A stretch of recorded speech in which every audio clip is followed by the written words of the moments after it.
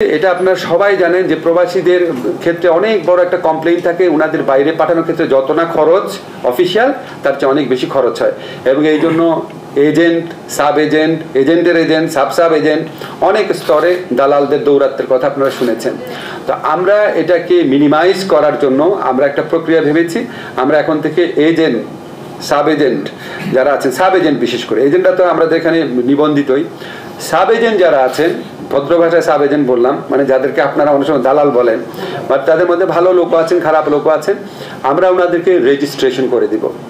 Registration করে দিলে ওনারা একটা জবাবদিহিতার প্রক্রিয়ার মধ্যে থাকবেন, এবং আমরা আশা করব আজকে বাইরের নেতৃবৃন্দ আছেন, ওনাদেরকে বোঝানোর চেষ্টা করব।